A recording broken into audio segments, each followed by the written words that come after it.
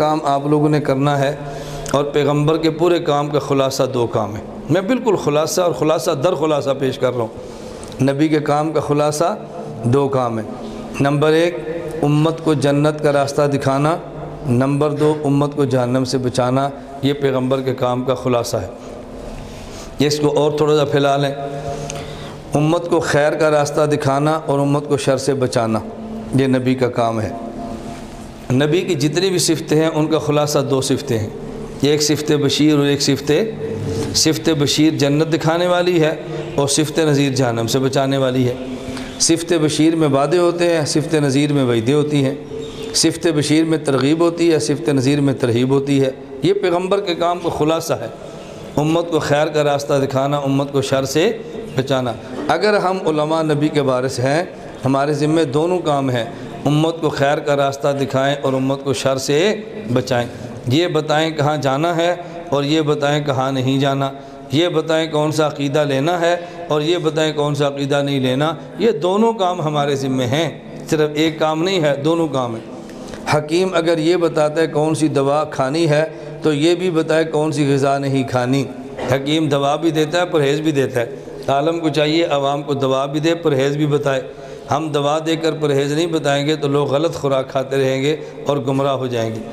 صحیح بخاری میں روایت موجود ہے، حضرت حذیفہ رضی اللہ عنہ فرماتے ہیں، کان الناس یسألون رسول اللہ عن الخیر وکنت اسألہ عن الشر۔ عجیب جملہ ہے، کان الناس یسألون رسول اللہ عن الخیر وکنت اسألہ عن الشر۔ یہ چھوٹے چھوٹے عربی جملے طلباء یاد رکھا کریں۔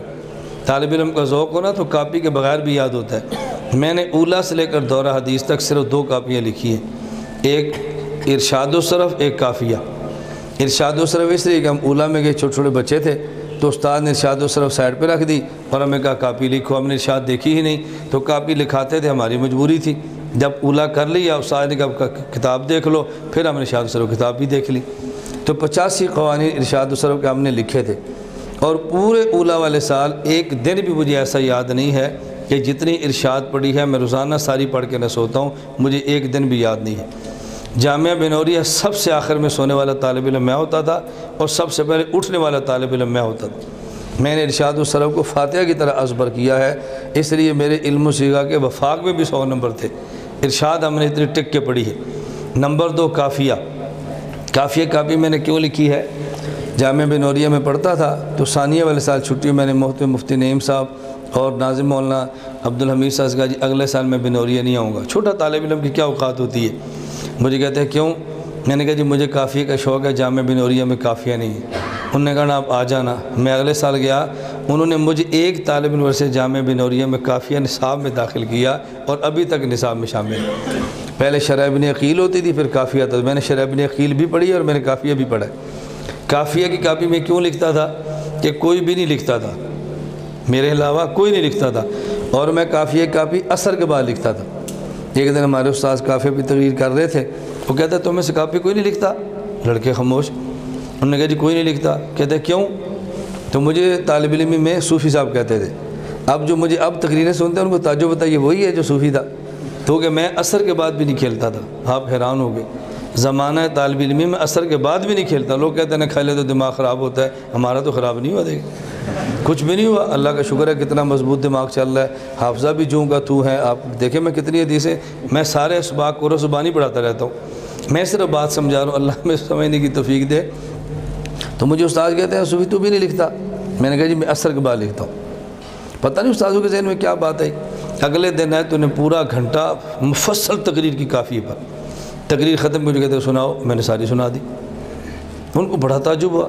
تو پھر عصر کے بعد میں کافی کی کاپی لکھتا تھا طلباء کے لیے، وہ رات تکرار کے بعد پھر 10 بجے میری کاپی سے وہ کاپی لکھتے تھے۔ تو میں نے اولا سے لے کر بخاری تک 2 کاپیاں لکھی ہیں۔ میں نے صحیح بخاری کی بھی کاپی نہیں لکھی۔ میں نے جامعہ امدادیہ پڑھا ہے، میرے استاذہ سے جا کر پوچھ لیں، میں نے اس کی کاپی بھی نہیں لکھی، اور الحمدللہ ہمارے نمبر ایسے نہیں تھے، پوزیشن ہولڈر تھے۔ اور میں اب بھی طلباء سے کہتا ہوں، مجھے کوئی طالب علم کہے نا جی ہم آپ کی جماعت عالمی اتحاد اہل سنت والجماعت میں شامل ہو کر کام کرنا چاہتے ہیں تو ہماری کیا طریقہ ہے، میں کہتا ہوں یہی طریقہ ہے، آپ اولا سے لے کر دورہ تک پوزیشنیں لیں، دورے کے بعد ہمارے پاس آ جائیں، آپ ہمارے کارکن ہیں۔ اولے سے لے کر دورے تک کان پکڑیں، مار کھائیں، پھر ہمارے پاس آئیں تو آپ کو عزت ملے نہیں ملے گی، ہم بدنام ضرور ہوں گے۔ استادوں نے کہنا سارے اس کے ساتھ ہم ان کو جانتے ہیں جو لے کر پھرتا ہے، اس لیے ہم طالب علم کو اپنی جماعت میں شامل نہیں کرتے۔ ہم کہتے ہیں بھی پڑھیں، محنت کریں، پوزیشنیں لیں، اپنی علم مضبوط کریں، دورہ کریں، پھر 1 سال کے لیے ہمارے پاس آئیں، ہم آپ کے علم کو چمکائیں گے، انشاءاللہ آپ کو بولنے کا لطف آئے گا۔ تو آپ علماء ہیں نا، اب آپ نے نبی کی وراثت کو سنبھالنا ہے۔ میں خلاصہ پیش کر رہا تھا، کان الناس یسألون رسول اللہ عن الخیر وکنت اسألہ عن الشر۔ حضرت حذیفہ کہتے ہیں صحابہ حضور سے خیر پوچھتے، میں حضور سے شر پوچھتا۔ صحابہ حضور سے خیر پوچھتے اور میں شر پوچھتا۔ وہ خیر پوچھتے تاکہ پھیلا دیں، میں شر پوچھتا تاکہ امت کو بچا دوں۔ تو ہم نے خیر کو پھیلانا بھی ہے اور امت کو شر سے بچانا بھی ہے۔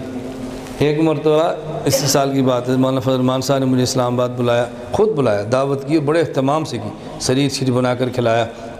ہماری چونکہ ملاقاتیں ویسے بھی ہوتی ہیں، لیکن چونکہ مولانا نے خود بلایا تھا، مولانا خود ملنا چاہتے تھے، تفصیلی ملاقات کرنا چاہ رہے تھے، تو پھر میں ساری اپنی کتابیں لے کر گیا۔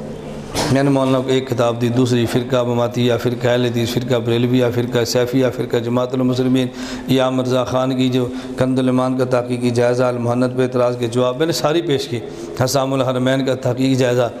تو میں نے مولانا سے، میری بڑا اچھا ان سے تعلق، بیت کلفی کا تعلق ہے اور محبت کا ہے، تو میں نے مولانا سے کہا جی میں چاہتا ہوں میں سارا شر آپ کو پہلے دکھا لوں، پھر آپ اپنی ساری خیریں مجھے سمجھا لیں۔ تو مولانا مجھے محبت فرمانے لگے نہیں یہ شر وہ ہے جو حضرت حذیفی والا ہے، آپ کا کام حذیفی کام ہے۔ حضرت حذیفی فرماتے تھے کہ میں شر سیکھتا ہوں تاکہ امت کو شر سے بچاؤں۔ تو ہم نے امت کے اندر خیر پھیلانی بھی ہے اور امت کو شر سے بچانا بھی ہے، یہ دونوں کام ہم نے کرنے ہیں۔